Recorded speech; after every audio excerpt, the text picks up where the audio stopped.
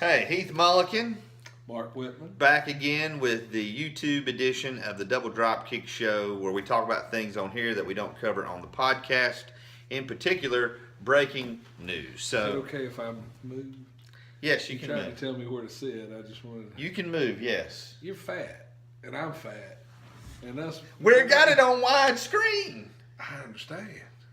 All right. There is a big gap between us, right? Is that what you're worried about? This big... No, I'm not worried about the gap. I'm worried about you being on the screen. I'm on the screen. Okay. So, Mark, I know you haven't watched wrestling here in a couple weeks.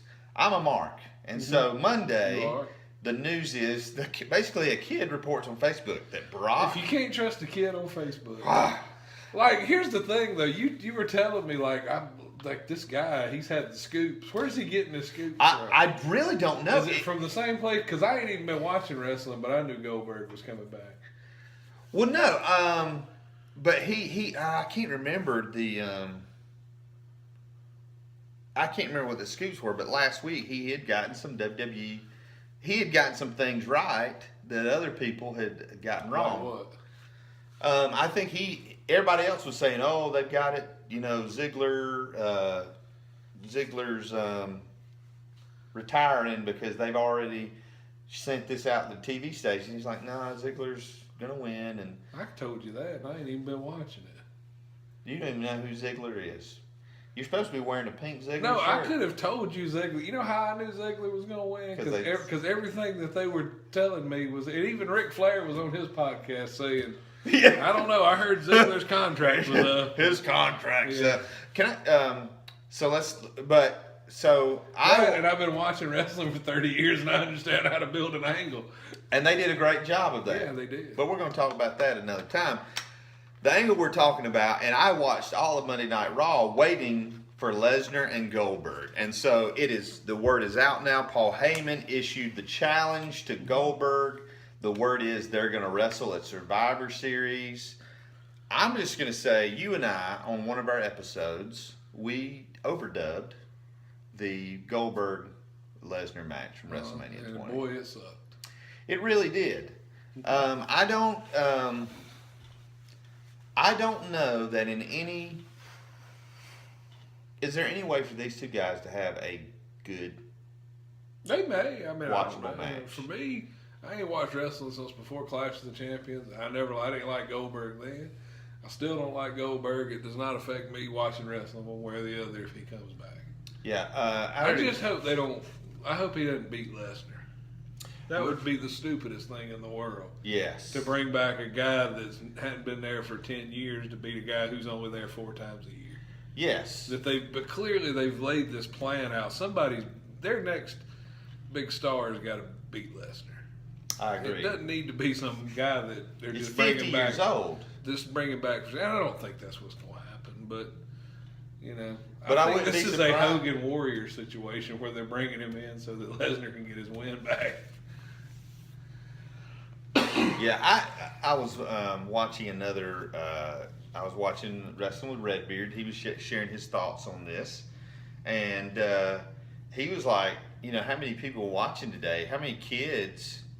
They don't even know who Goldberg is. Right. I mean, kids who are 15, 16 and under, Yeah. they don't know who Goldberg is, and so there's almost this. We were talking about nostalgia. Your wife going back for It's a Small World, and I think that's like with Goldberg.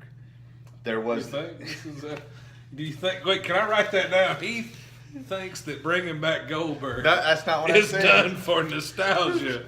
Okay. Because I want to preserve. I'm going to send that off to Meltzer and put in the Wrestling Observer that you think that Goldberg is being booked for nostalgia. Okay, there I got. But what I'm thinking is, what I'm learning. You know how to spell nostalgia? Because I don't. N-O-S. Okay. Talia. Okay. There's a G in there somewhere. The G is silent, like you should be. So, but so many If times. I was silent, the show wouldn't be entertaining. He's got a point. Nostalgia booking. It's not long term. It's just not. It's fun. I get it. I like it just as much as anybody else. I loved a few years ago when Vader came, but when Heath Slater was doing his deal, and they were bringing in Vader and Sid Vicious and all those guys. I thought that was good, and it should be good for one night for a fun match. But why not bring Goldberg back and have him run through a couple of guys? Yeah. A couple of guys who. Heath Slater. I mean, maybe not. He's on a roll right now doing something good. Shining stars. Yeah, feed him a couple of guys and let him do his old streak and kind of get that going. And I mean, he don't have to beat anybody of consequence. And then you have, a confrontation between the two of them where you talk about their unfinished business, whatever you got to do. But just to bring it in, somebody said something about a video game. Two grown men fighting over a video game. That's pretty much what this is. That pretty much sums up all of society. Yeah, that's true. I think they're definitely. I was hoping they would do it Monday night. They put it off for next Monday night, which is smart. And they're hoping to pop a rating. You think their ratings have been below? Wait a minute. They're hoping that bringing back Goldberg pop a rating. Is that the term that you used? Pop. THEY apostrophe RE, the appropriate there. The ratings have been under 2. I mean, if they could pop a 3, I don't even know if that's possible. I don't even know what a 3 means. It's just a number. But they used to get, that's what I was going to say. Can you tell me what that means? But they used to get 6s and 7s. And then you'd have WCW getting 6s or 7s too. Yeah, I mean it's a shame what happened to our beloved wrestling business. Jim Cornette was right. They killed it. It's dead. That's why I don't watch it anymore. It sucks, man. Why would I waste my time watching the only reason I keep the network, I'm going to be honest with you, if we didn't do this show, I'd have probably canceled it already. But I need it so that I can watch other stuff. When we finally incorporate this deal, that's going to come off our taxes as a business expense. I wish you'd already done that. We should have. But you went on vacation. You spent all our incorporation money on your vacation. I agree. Now, when you say, I agree with you. I do think in a lot of ways wrestling is dead, but then there's so many other ways that wrestling is alive. I mean, there's more wrestling now, and I'm not saying it's nearly as good as when the territories were around, but there's more wrestling now. I mean, just in this weekend, within 3 hours of us, we could probably hit up 3 or 4 wrestling shows. Yeah, no doubt. And I mean, and it's good. I mean, I'm glad there's places to go watch it, but none of them. I mean, who's drawing money? There's nobody drawing money. How many shows have you and I been to? You and I went to a show one night where there was less than 20 people. Yeah. And we've been to shows with big stars on the card, Hall of Famers, and 50 people show up. Yeah. That's why I think if a company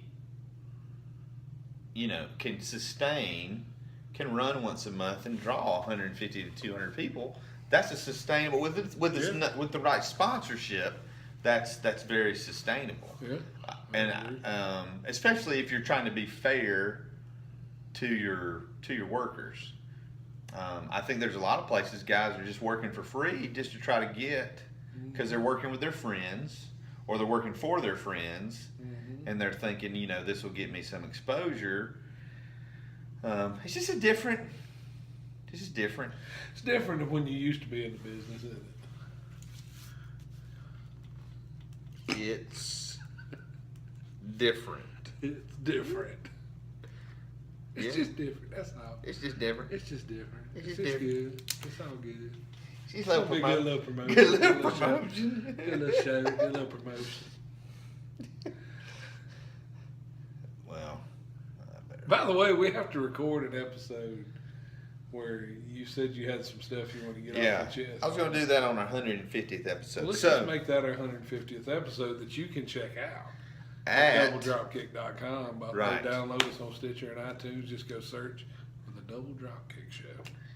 Yes. Or go to doubledropkick.com. You can connect with us there. You just need to subscribe. Hit the subscribe button. Subscribe to our YouTube channel. Subscribe to our podcast. And as always, for the Double Dropkick Show, I'm Heath Mullikin. I'm Mark Whitman.